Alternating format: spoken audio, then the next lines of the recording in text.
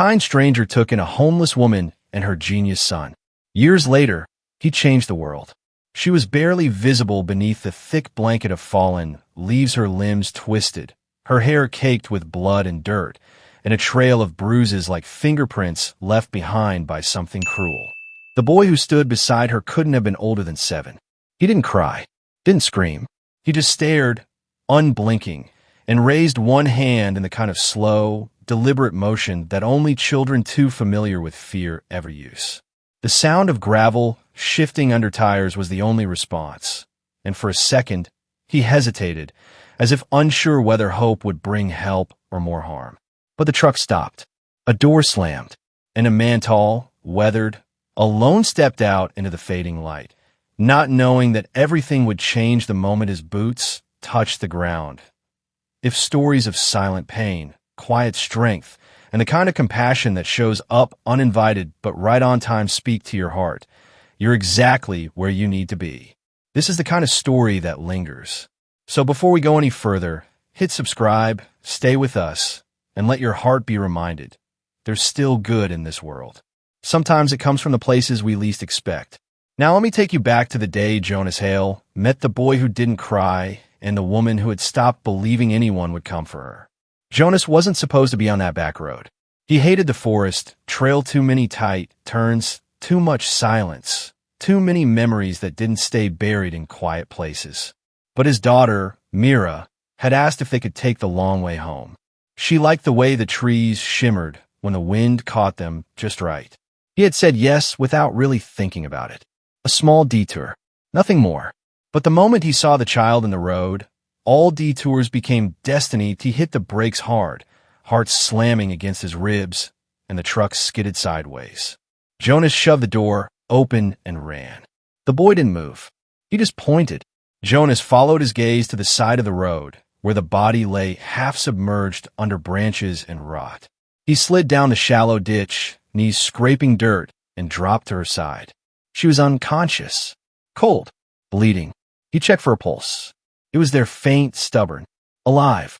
There wasn't time to ask questions. He carried her gently, like something already breaking, wrapped her in an old jacket from the truck, and lifted the boy up without a word. They didn't protest. They didn't speak. They just existed, raw and trembling in the safe silence he offered. The drive home was short but heavy. Jonas had lived alone with Mira for almost 5 years. Their cabin sat quiet and detached, nestled in a clearing with no neighbors, no sirens, no judgment. That was the point. He hadn't expected company. Certainly not the kind that came with bruises and silence. Mira ran to the door when she heard the truck. She was 6, curious, wide-eyed, and far too empathetic for her age. She stared at the woman in her father's arms and asked no questions, just brought the biggest pillow she could find. Jonas laid the woman on the couch, adjusted her arm carefully. The boy stood nearby, fists clenched at his sides, every breath shaky and defensive. "What's your name?" Jonas asked gently. The boy whispered, "Theo." It was the first thing he'd said. It was enough. That night, the cabin was quiet but charged. Mira fell asleep, wrapped in her blanket fort. Theo sat upright in a chair, his eyes fixed on the woman's shallow breathing. Jonas didn't sleep. He stayed beside her, wiping dried blood from her face with warm water and a threadbare towel. She moaned once in her sleep, turned her head slightly, then fell still again. Her name, he would learn later, was Lena, and though her voice was gone, her story had just begun. By morning, Lena opened her eyes. Not fully, just enough to realize she wasn't in danger, at least not immediate danger. The ceiling above her wasn't familiar. The air smelled like smoke, bread, and pine. When she tried to sit up, pain lit her ribs like fire. She gasped and froze. Jonas, seated quietly in the chair across the room, didn't rush her. He didn't speak at first either. He just nodded. "You're awake," he said. "Calm, grounded." She blinked, confused, lips dry and cracked. "Where's my son?" she asked. Jonas tilted his head toward the hallway. "Sleeping. My daughter tucked him in. He's safe." She tried to rise again, but her arm wouldn't move. "Dislocated," Jonas explained. "I did what I could. Fishing line and a board. It's not pretty, but it held." Lena looked down and saw the makeshift splint. She didn't speak, just breathed. Shallow, slow, suspicious. "I'm Jonas," he said. "You don't have to tell me anything. Not yet. Just know you're safe here." Safe. It was a word Lena hadn't heard in years without flinching. She didn't trust it. Not from strangers, not from anyone. But the man before her didn't ask for anything. Not trust, not explanation. He simply offered stillness. In the following hours, small things happened. Theo smiled barely when Mira showed him a drawing of a bear in a tutu. Lena accepted a cup of water without spilling it. And Jonas, who hadn't had visitors in 5 years, found himself hoping they wouldn't leave too soon. Something had changed the moment he stopped that truck. Something he couldn't name yet, but that felt a lot like the beginning of something that mattered. A boy, a woman, a man who had once lost everything. None of them had asked for each other, but somehow they had found their way to the same road. And whether by accident or providence, none of them would ever be the same again. Keep watching. The real story is just beginning. Hit that subscribe button so you don't miss the next chapter, because trust me, it only gets deeper from here. Lena didn't speak much the first morning. She ate slowly with her left hand, her right arm still bound in Jonas's makeshift splint of wood and tape. She avoided eye contact, her eyes flickering toward the windows often, like she expected someone to come crashing through them. Jonas didn't press her. He just kept the fire steady, brought her food she could hold without a knife, refilled her water without asking. His cabin wasn't made for guests, especially not ones with bruises and histories they didn't want to unfold. But he adjusted anyway, quietly shifting his own routines around the two strangers in his space. Theo stayed close to his mother's side at first, protective in a way that didn't suit his age. But Mira broke the silence, like sunlight breaking through stubborn clouds. She offered him crayons, a small puzzle, and when Theo didn't answer, she simply sat next to him and started drawing. By noon, they were both under the kitchen table building towers out of spice jars and clothespins. Jonas watched them from a distance, splitting wood outside with the door half open, ears tuned to the sound of child laughter, something that had once haunted him, now cautiously welcome. He caught Lena watching them too. Her eyes weren't soft, not yet, but there was something like thawing behind the tension in her jaw. She said thank you when he brought her soup. He nodded, didn't say more than you're welcome. That night, she slept better. Less restlessness. Fewer moments of startled gasps in the dark. Theo curled up in the same armchair, but this time he brought the blanket Mira had handed him earlier and pulled it up over both his legs. The third day, Lena asked him how long they could stay. Jonas, mid-stir over pancake batter, paused and said, "As long as you need to." She didn't thank him. Not out loud, but something in her shoulders eased, just slightly. She tried to help clean, but he stopped her. "Your shoulder's not ready," he said. "I've got it. I'm not used to sitting still," she replied. "You'll get there," he said. She didn't argue.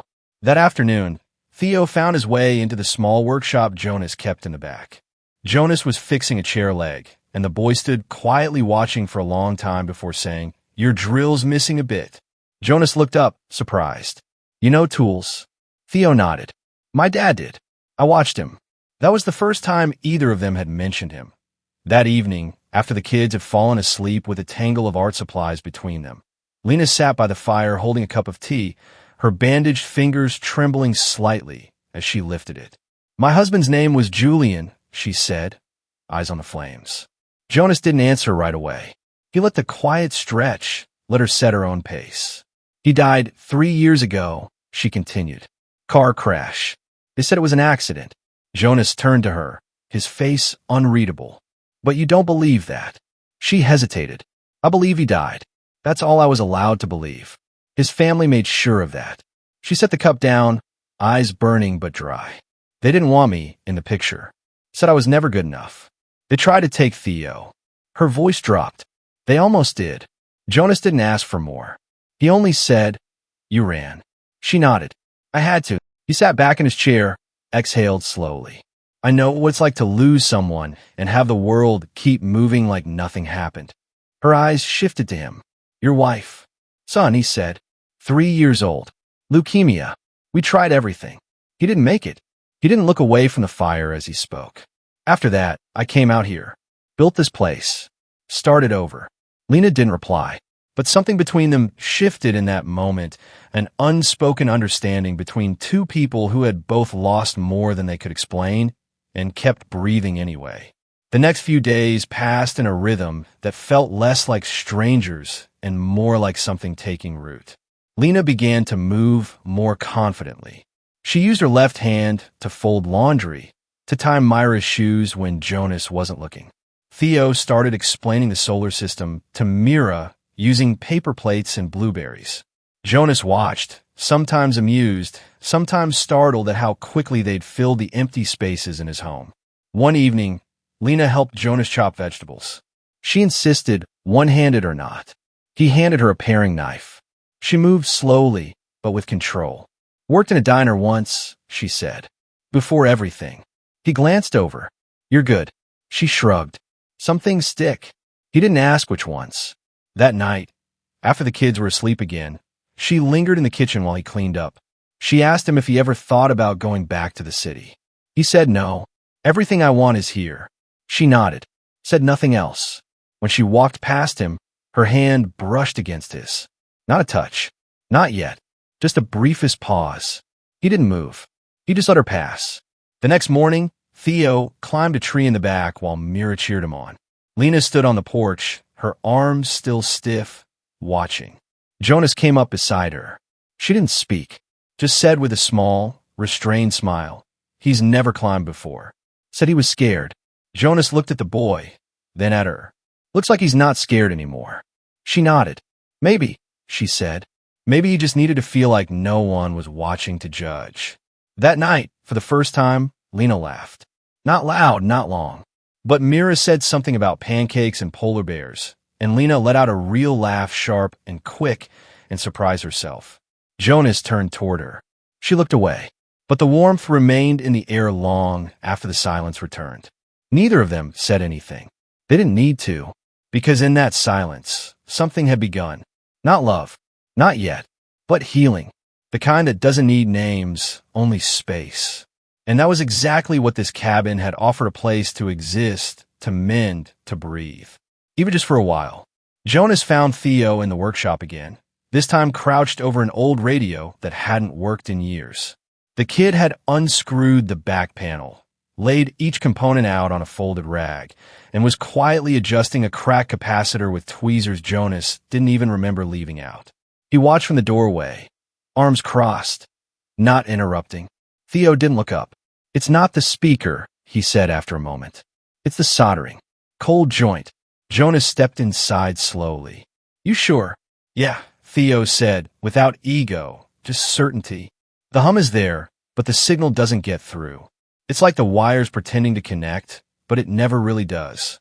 Jonas blinked, not just at the words, but at how the boy said them, precise, dispassionate, like he was reading blueprints out loud. "How old are you again?" 7, Theo said. "Almost 8. Jonas picked up one of the loose wires. "You read about this somewhere?" Theo finally looked up. "No, I just understand how things go together." Jonas nodded, slowly. "Okay." He didn't ask more. He didn't need to. That evening, after dinner, Jonas brought out a small, busted clock from a shelf he hadn't touched in years. It was Belle's, a flea market find. She said it had charm, even if it never worked. Jonas set it on the table and handed Theo a screwdriver. "Think you can make this tick?" Theo tilted his head, then nodded. "I can try." Lena watched from the couch, something guarded in her eyes. "Where did he learn this?" she asked later, after Theo had gone to bed and Jonas was washing dishes. "The way he talks, the way he handles tools, it's not normal." Jonas turned off the faucet. "He's not normal. He's gifted. You know that, don't you?" She hesitated, then nodded slowly. His father was like that. He could design an entire turbine system on a napkin. And Theo, he just listens. And then he builds. Jonas dried his hand with a towel. "You want to tell me more?" Lena sat down at the table, fingers tracing the rim of her cup. "Julian Morel," she said. "That was his father. Maybe you've heard the name." Jonas nodded once. He had. The Morel Group was one of the largest clean energy conglomerates on the continent. Tech innovation renewable infrastructure, money that moved politics without headlines. He didn't say anything, just waited. Julian wasn't like them, Lena continued. He didn't care about the suits or the boardrooms. He wanted to build things, fix things. That's how we met. He came into the cafe I worked at with a busted laptop, spilled coffee on it. We talked for 2 hours. We were married a year later. Jonas sat across from her, elbows on the table, listening. He took me home once, she said. Just once. His family hated me. Said I was a waitress chasing a golden ticket. When Theo was born, they didn't come to the hospital. Didn't send a card. Julian didn't care. He said we didn't need them. Her voice tightened. Then the accident happened. They said it was brake failure. Maybe it was. But after the funeral, things changed. Fast. Jonas didn't interrupt. They offered me money. To go away. To sign over guardianship. I said no. So they sent lawyers. They said I was unstable, unfit. That I was manipulating Theo, exploiting his mind. That he didn't belong with me. She looked away. I packed what I could carry. Took Theo. Disappeared. Jonas's jaw worked, silent. We changed towns 3 times. I took cash jobs. Taught Theo at home. Stayed off the grid. I thought if we just stayed quiet, they'd stop looking. Jonas leaned forward slightly. But you don't think they ever stopped? Lena shook her head. No. People like them don't lose. They wait. Jonas stood and walked to the shelf, took down a dusty envelope. This came a few years ago, after my son passed. It was addressed to Belle, not me. Came from a private courier. I never opened it. He handed it to Lena. Her fingers trembled. She turned it over, saw the embossed seal. This is from them, she said quietly. From Lucien Morel. Julian's father? Jonas asked. She nodded. I haven't seen that name in years. She didn't open it either. Just held it like it might burn through her skin. If they know you're here, Jonas stopped her. They don't. And if they ever show up, they'll have to go through me.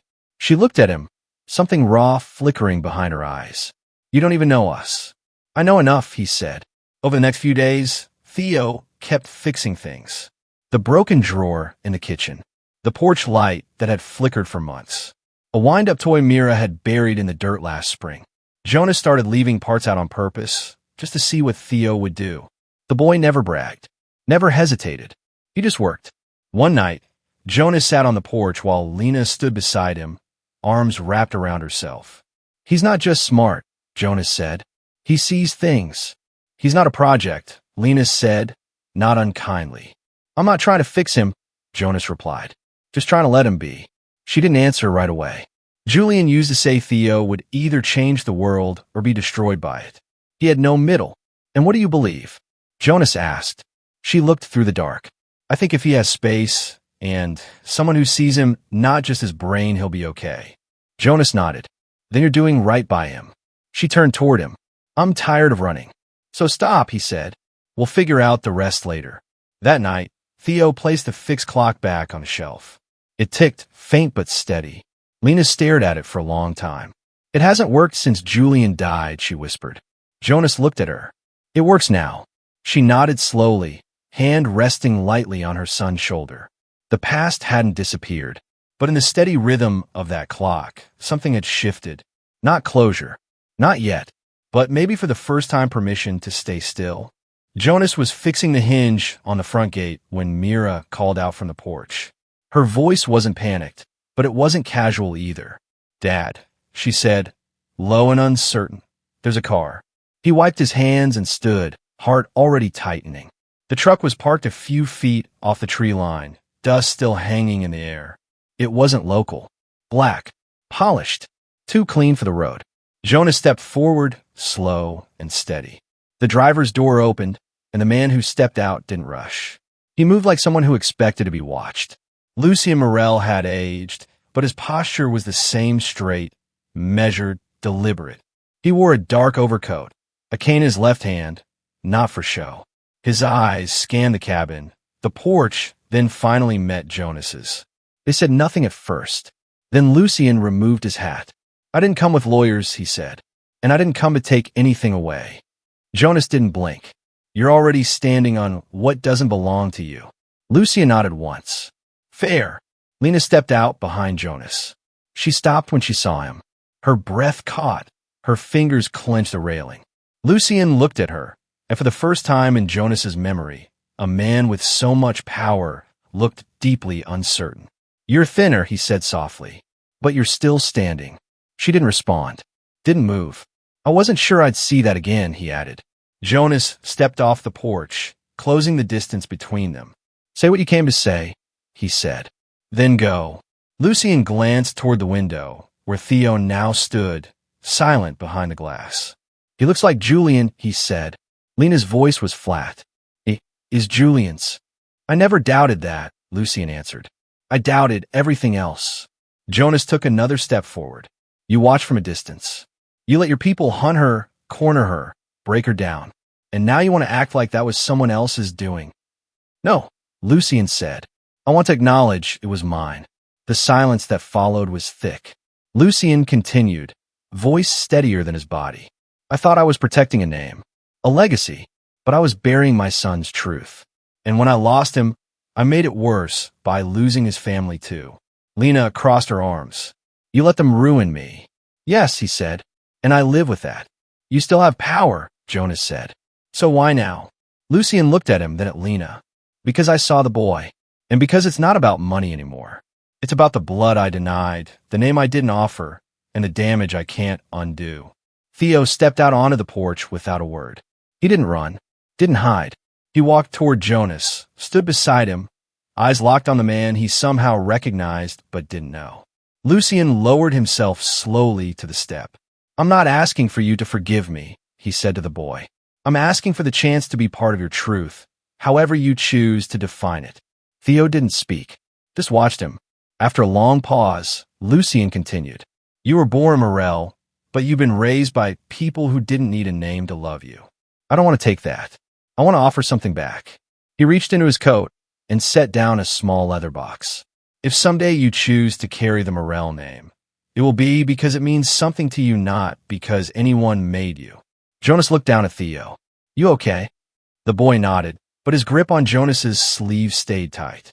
Later, inside, Jonas and Lena sat across from Lucien at the kitchen table. The tension hadn't left, but the air had shifted. Lucien's hands were folded, unmoving. "I came without conditions," he said, "but I do have a hope that he knows where he comes from, that he carries it with pride, not because of wealth, but because his father loved him, and his grandfather eventually learned what it meant to lose more than he could rebuild." "You want us to give him your name?" Jonas said. "I want him to choose it," Lucien replied. "And I want you both to know that choosing it doesn't mean losing yours." Lena leaned forward. "And you're not here to claim him?" Lucien shook his head. "No, you raised him. You protected him when I failed. You are his family." Jonas didn't speak for a long moment. Then finally, "He's not a name. He's not a company. He's a boy who needs to know he's safe." Lucien's voice dropped. "And I want to be part of keeping him safe. If you'll let me." Theo stood in the hallway, listening. He didn't understand everything, but he understood enough. That night, he sat beside Jonas by the fire and asked, "Can someone have two names?" Jonas looked at him. "You can have as many as you want. What matters is who says them with love." Theo nodded, thinking. "I want to stay here," he said, "but I want to know who Julian was. And maybe who Lucien is too." Jonas put a hand on his shoulder. "Then we'll make space for both." Outside, Lucien sat alone on the porch, hands resting on his knees, listening to the quiet that didn't judge him. For the first time in a long time, he didn't feel like an intruder. He felt like a man who might still have something to give, even if it came late. Lena never said the word trust, not once. Not even after Lucien stayed 2 more days and asked for nothing. She let him speak at breakfast, nodded when he offered stories about Julian as a boy, but her eyes remained sharp, unsoftened. She moved through the house like someone still counting exits, still expecting some hidden angle behind every gesture. Lucien didn't push. He never came near Theo unless the boy approached first, and when they sat together quiet, side by side over a broken pocket watch, they didn't speak in full sentences. Theo asked questions. Lucien answered. Then they'd fall silent again. Jonas watched from the workshop, arms folded, not intervening. He knew Lena wasn't wrong to hesitate. And he knew Theo wasn't wrong to be curious. So he stayed out of the way, trusting both to feel their own way forward. When Lena asked him one evening what he thought of Lucien's offer, he just said, "It's not my name. It's not my choice." Instead, Jonas turned their energy towards something they could build, something that belonged entirely to them. It started with Myra's idea of school for kids who don't fit anywhere else. She said it casually, over toast, like it had just occurred to her. Theo, sitting across the table, looked up like she'd read his thoughts. That afternoon, Jonas showed them the old tool shed at the edge of the clearing. Half of the roof was sagging, and one wall leaned like it wanted to give up. But Myra beamed. Theo ran his fingers along the rusted hinges. "We could use pallet wood," he said. "Insulate with recycled denim. Solar panels off the garage could run LEDs." Jonas nodded. "Let's do it." They worked every day after that. Jonas taught them how to level the frame, how to hammer with precision, how to measure twice and cut once. Theo rewired a broken lantern into a battery-powered reading lamp. Myra painted the inside walls with handprints and constellations.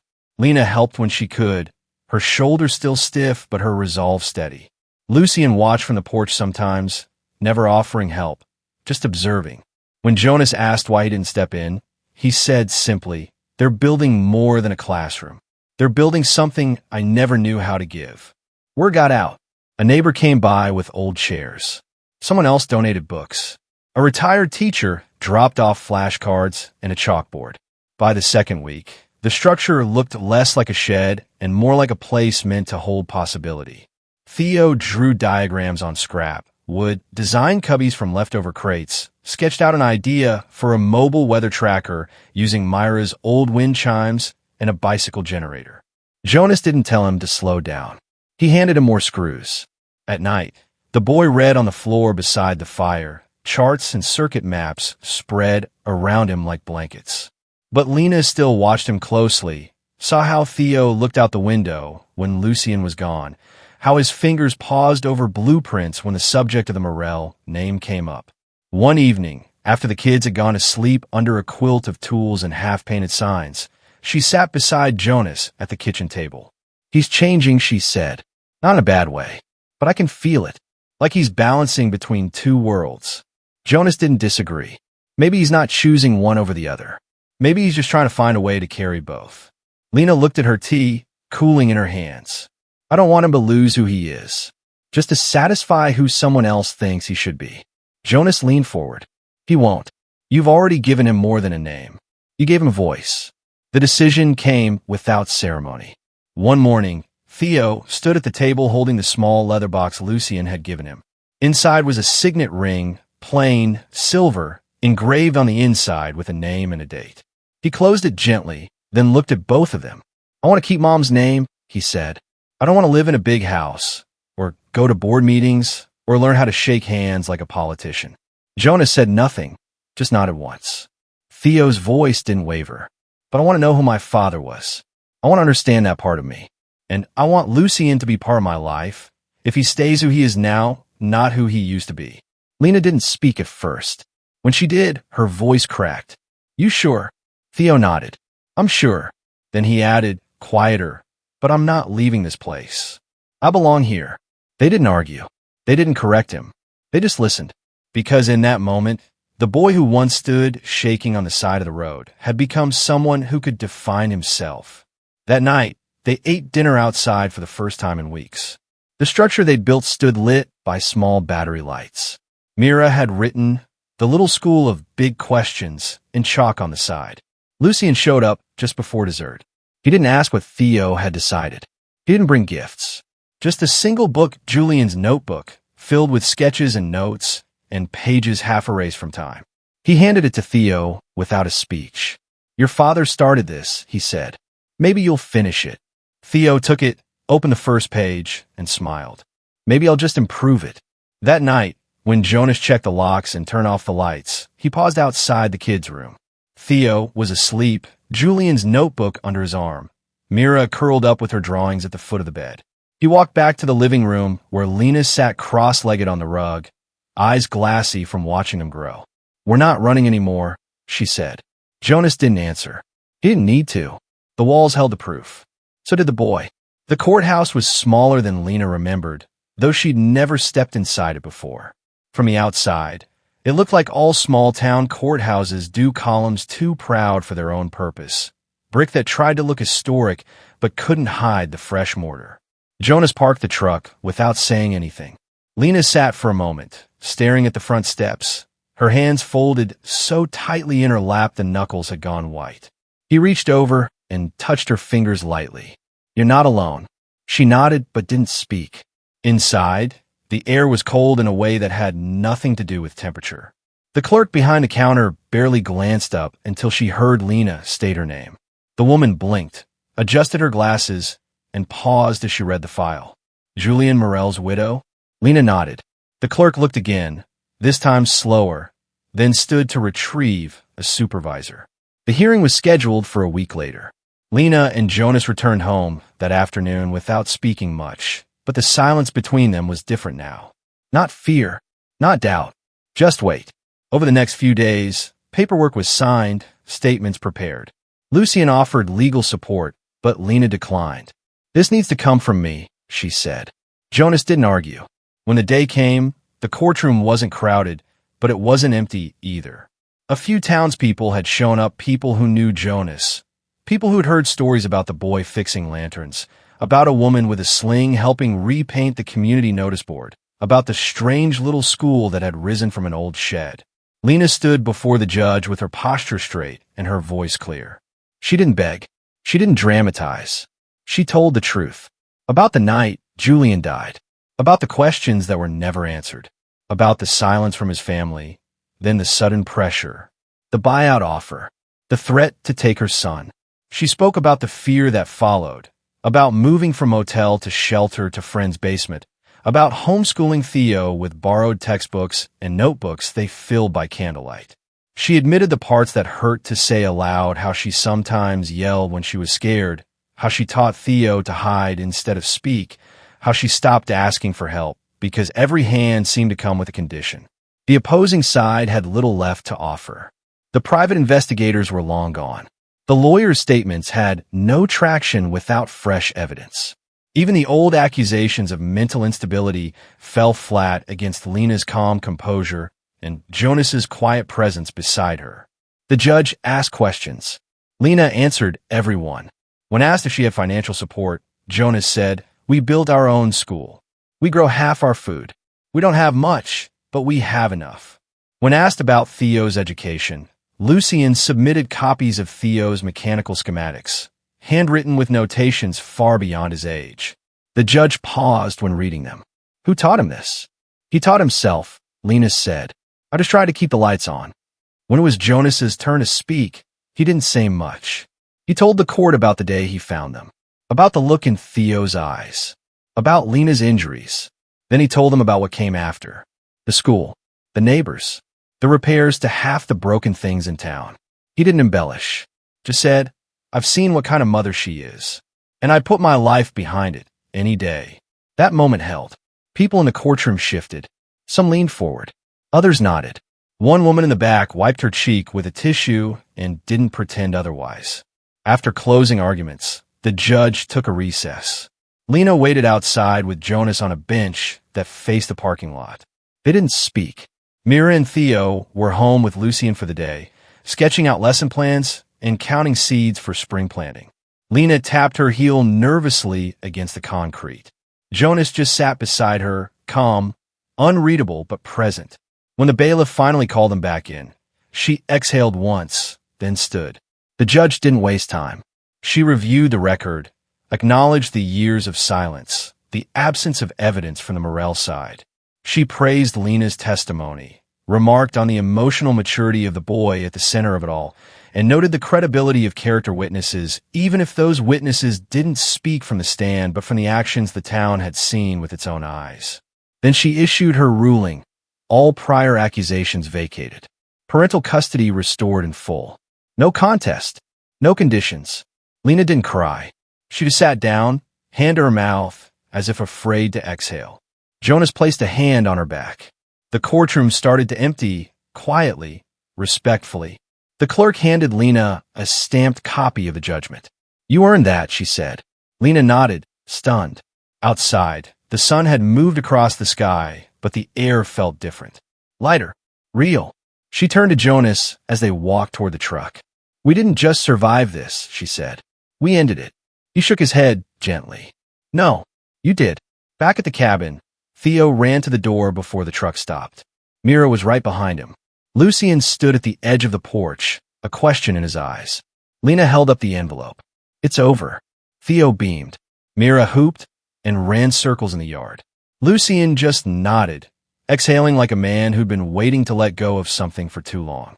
That night, they ate stew with too much pepper and laughed about it anyway. Jonas found a bottle of something old in the back of the cupboard, and they raised a toast not to winning, but to telling the truth and being heard. For Lena, justice didn't look like revenge. It looked like a fire burning steady in a house that belonged to no one else's name but her own. For Theo, it looked like freedom to stop hiding. For Jonas, it looked like closure. Quiet, complete, and earned. The wedding wasn't planned in advance. It came one morning when Mira asked, half asleep over oatmeal, "So are you two going to get married, or what?" Jonas laughed. Lena nearly choked on her coffee, and Theo, without looking up from his notebook, just said, "It would make sense." 2 weeks later, with no invitations, no seating chart, and no matching outfits, they stood side by side in the clearing behind the school. Jonas wore his cleanest flannel. Lena tied her hair with a ribbon Mira had painted with stars. Theo held the rings. Mira read something she'd written on a scrap of construction paper, and halfway through it, started crying, then laughing. There were 12 chairs, but 20 people showed up. The vows were short. Jonas said, "You made me want to stay," and Lena said, "You made me feel seen," and that was enough. They kissed. People clapped. Someone brought pie. And that night, Theo looked up from a sleeping bag on the porch and whispered, "This feels like the right ending." Mira corrected him. "It's the right beginning." By spring, the school had a real roof, solar panels that worked most days, and shelves packed with books nobody had remembered they donated. 3 kids from the next town over started coming 3 times a week. Their parents worked long shifts and couldn't pay much, but Jonas didn't care. Theo started teaching basic engineering on Fridays. Mira led story time and insisted the kids invent their own endings. Lena managed everything: meals, lesson plans, minor injuries. Her name was now on every official document as co-founder. Jonas signed second, and even though no one said it out loud, everyone knew who had held the whole thing together. Lucien visited a few times, never unannounced, always quiet. He brought Theo more of Julian's notebooks, always with a line in the front that said, "Your father wrote this with hands like yours." He never stayed overnight. He never lectured. He just sat under the tree at the edge of the field and watched. When he left behind only books, tools, and his silence. It was enough. Years later, Theo returned to the road where it all started. Not alone. Mira walked beside him, a notebook under her arm and a box of nails in her backpack. They didn't speak until they reached the ditch. The ground hadn't changed much, but everything else had. Theo knelt down, pulled a wooden stake from his jacket, and drove it into the earth with 3 quick hits. Mira held the sign while he hammered. When they stepped back, the words read, "Here, someone stopped," and everything changed. He stood there for a long time, hands in pockets, eyes steady. Mira whispered, "Ready?" Theo nodded. "Yeah." They turned and walked back toward the cabin, toward the school, the porch, the people who stayed. If this story meant something to you, if it reminded you that kindness doesn't need permission, that second chances don't expire, that family isn't about blood, but about showing up, then leave a comment, share your thoughts, tell us where you're watching from. And if you haven't yet, subscribe to the channel. We've got more stories like this about people who show up when it matters most and the quiet power of staying. Thank you for being here. Truly.